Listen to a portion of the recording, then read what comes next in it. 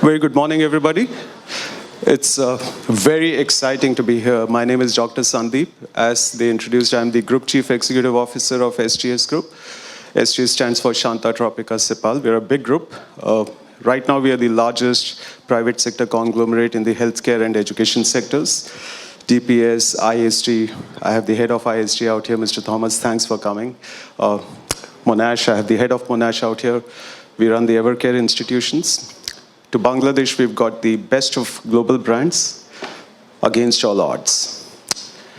As a country, this country has come up significantly against all odds. As individuals, as entrepreneurs, you see a host of examples of people coming up being the best in the world, in families, in businessmen, in service sector, in bureaucrat sector. And at all points, the theme of against all odds is what this nation is coming up, due to which this nation is coming up. In the last 5 years, if you see global growth rates, Bangladesh has been ranked in the top 5 economies, fastest growing economies across the globe. Professor Savar and I were discussing that, the kind of investments that our country is now seeing is phenomenal. That was one of the reasons that the team out here chose against all odds, against the odds as a theme of TEDx. While starting this fantastic historic session, I'd like to quickly take you through a personal anecdote which matches with what the theme is out here. A few years ago, my sister who was in US called me up and she said that, Sandeep, my son Karthik, his school is having a sports day, and Karthik was in grade 4. And they want a guardian out there necessarily. So I said, sure. I went there to his school, and afternoon, right? Absolute sunlight, and the sports ground was dusty. And Karthik, 4 feet or 3 feet 5 inches, I think, came running to me with his 3 friends, and he handed me a baton. He said, Mama, he calls me Mama, Uncle. He said, Mama, come on, the race is about to start. I said, what race? He said, the race with the guardians. Every team needs a guardian. That's why you're here. I said, what? I'm not wearing my running shoes and I'm dressed formally. He said, Mama, it doesn't matter.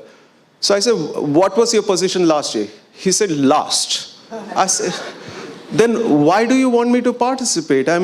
I can't run, you guys can't run, and look at the teams you're competing with, grade 6, grade 7, grade 8, they're all in the same group. It's impossible for us to forget winning. I don't want to be humiliated. I saw his eyes welling up at that time. And he said, Mama, it doesn't matter whether we win or lose. You matter. Your participation matters. And I'll take you through 3 anecdotes again, real life, from 1850s, 1970s, and this century, right? There was this person called O.E. Greaves. I don't know how many of you would have heard about him. Living in poverty as a railroad worker, had absolute passion towards his work, but no money. Got married, kept working passionately. And he realized that, the rail engines, the brakes were very, very inefficient. So he worked on those brakes, and he got some good knowledge on how to get those brakes going. And then he thought that, why can't I replicate these braking systems in other areas of engineering? So the first place he thought was elevators.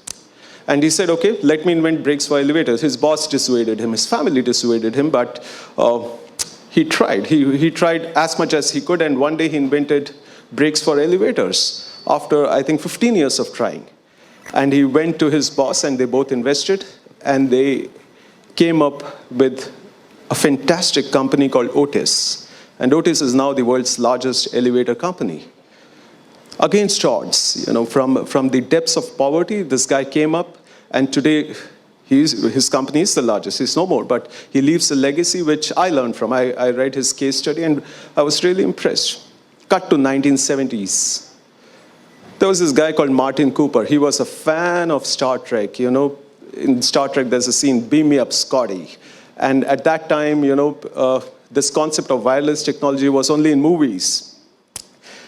And he looked at that and he asked himself, why couldn't it be done? We only had landlines, right? We only had those dial-ins.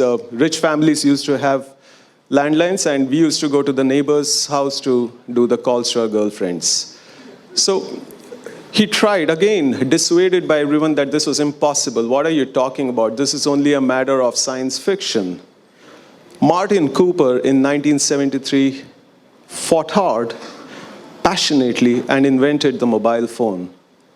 And his company, Motorola, one day became the largest. Right now, other companies are, but Motorola has left an imprint which remains till today. It still sells phones and many other devices. But it came out of nothing. It came out of one man's passionate focus on some improvement somewhere. Cut to this century.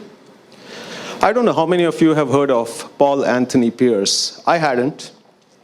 The first time I read a news report was in 2000, year 2000, when it said that a basketball player, a new NBA draft, had got into a fight outside a bar, stabbed 10 times, and was, could die any day. Doctors fought against all odds to save him.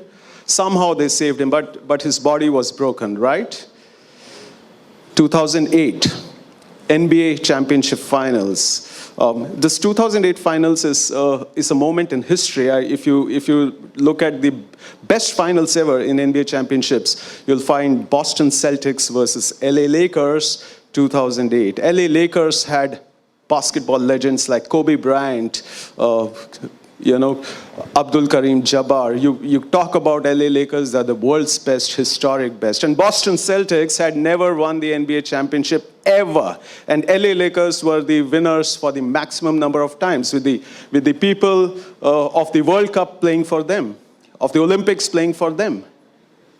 At the end of the finals, Boston Celtics had beaten LA Lakers by the biggest margin ever in the history of NBA championships. The captain of NBA, that Boston Celtics team, was Paul Anthony Pierce, the same guy who had been stabbed so many times. He scored only 10 points in that whole final, but he was named the most valuable player because of the passes he created.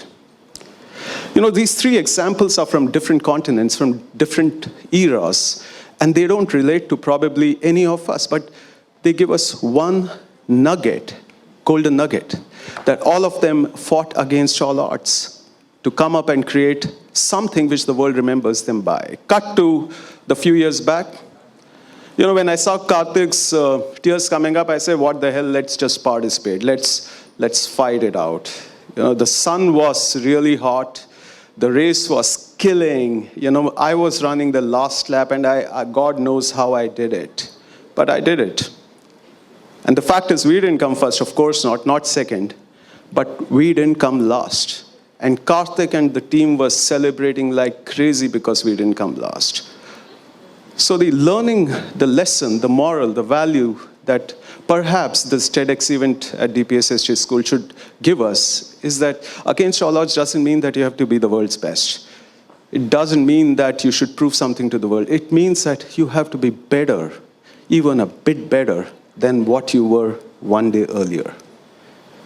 And with those words, I can say that it's really exciting to be here. Thank you so much for inviting me, all of you.